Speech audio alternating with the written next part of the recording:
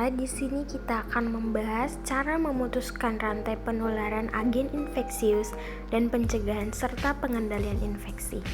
Nah, di sini ada anggota kelompoknya.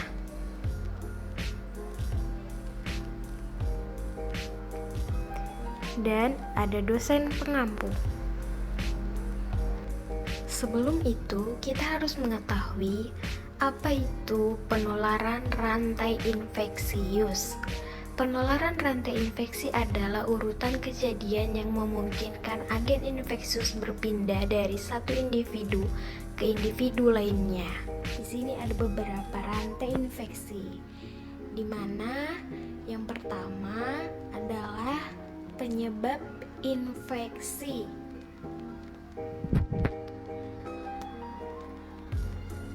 Penyebab infeksi yaitu mikroorganisme, yang dimana ada 4, seperti yang pertama ada virus, yang kedua bakteri, yang ketiga protozoa, dan yang keempat ada jamur dan lain-lain.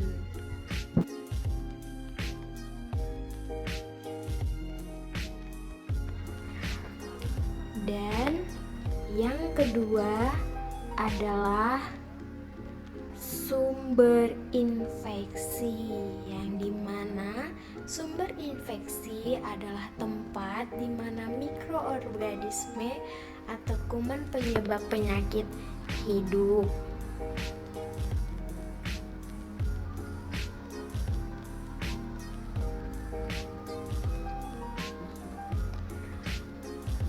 Terdapat di 1. Manusia.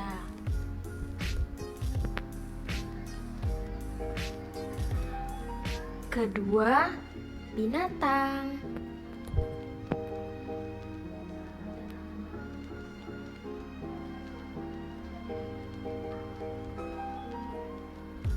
Dan yang ketiga yaitu lingkungan yang kotor.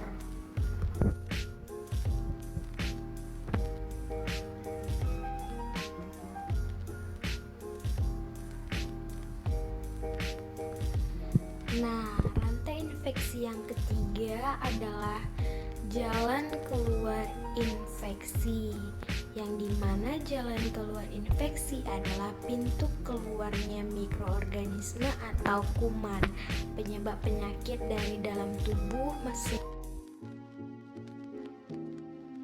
Nah, di sini ada jalan keluar infeksi. Seperti yang pertama, ada di saluran pernafasan, dan yang kedua ada di saluran pencernaan,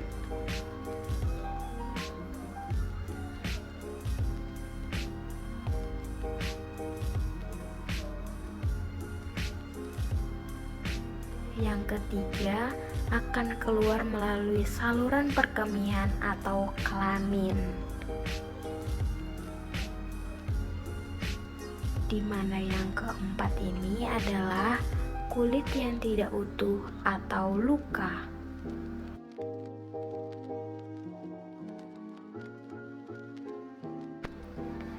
Dan yang keempat adalah cara penularan infeksi, yang dimana yang pertama kontak langsung, droplet, airborne, vektor, dan inang rentan.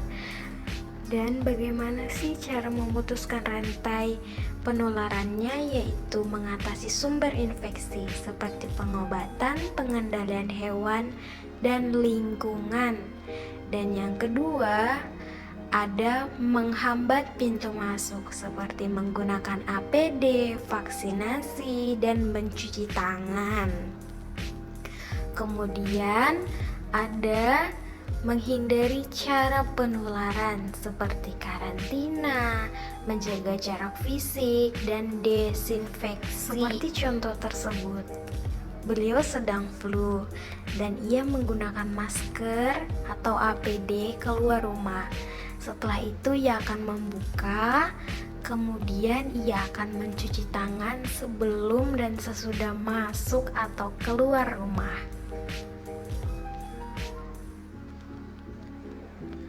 Lalu, ia akan menjauhi kerumunan di mana tempat-tempat orang tersebut agar tidak terkena infeksi. Dan ia akan menjaga jarak dengan orang sekitar.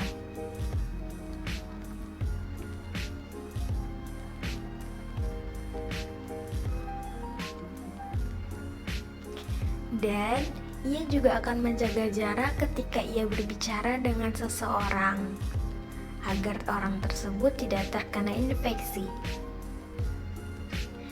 Nah, di sini juga mereka akan menggunakan masker ketika berbicara satu sama lain. Ketika ia demam sesaat di rumah dan ia pun flu. Langkah pertama yang ia ambil adalah menelpon bagian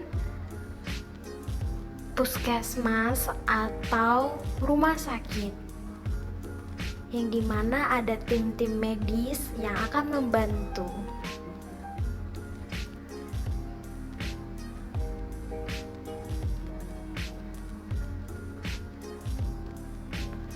Nah, di sini juga ada cara pencegahan dan pengendaliannya loh. Yang pertama, kita harus menjauhi kerumunan dan kontak fisik dengan orang lain.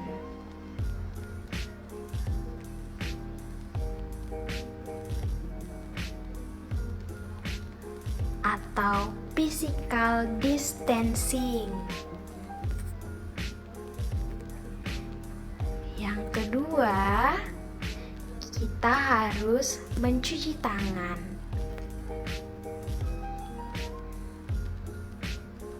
Cuci tangan ada 7 langkah ya teman-teman.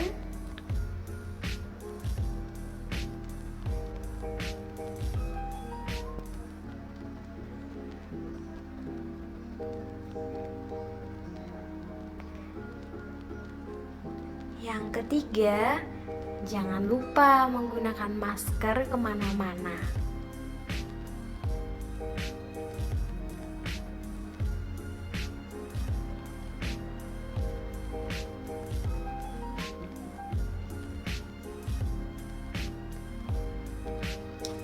Nah, yang keempat adalah menggunakan tisu atau tutup mulut saat batuk dan bersin agar tidak terjadi penularan infeksi. Yang kelima, bekerja dan olahraga di rumah.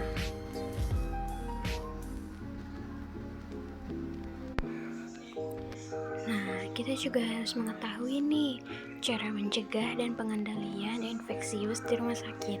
Seperti yang pertama, kita harus selalu mensterilkan alat, baik sesudah dan sebelum melaksanakan tindakan kepada pasien. Dan yang kedua, kita harus selalu membuang sampah pada tempatnya, sampah medis dan sampah plastik, sampah-sampah lainnya juga. Dan yang ketiga, kita harus selalu menggunakan APD untuk melakukan tindakan kepada pasien. Dan yang keempat, kita harus selalu rutin meminum obat, atau kita harus selalu edukasi kepada pasien agar selalu rutin meminum obat. Nah, ini juga gak kalah penting nih yang terakhir. Kita harus selalu edukasi pasien untuk melakukan pemeriksaan kesehatan secara rutin, baik di puskesmas atau klinik-klinik terdekat. Seperti contoh yang sudah saya berikan tadi, di sini ada pengendalian infeksi, sterilisasi, manajemen limbah medis, isolasi pasien, pengobatan yang tepat, dan yang sangat penting adalah pemantauan dan edukasi pasien. Baiklah, akhir kata kami ucapkan thank you for your attention.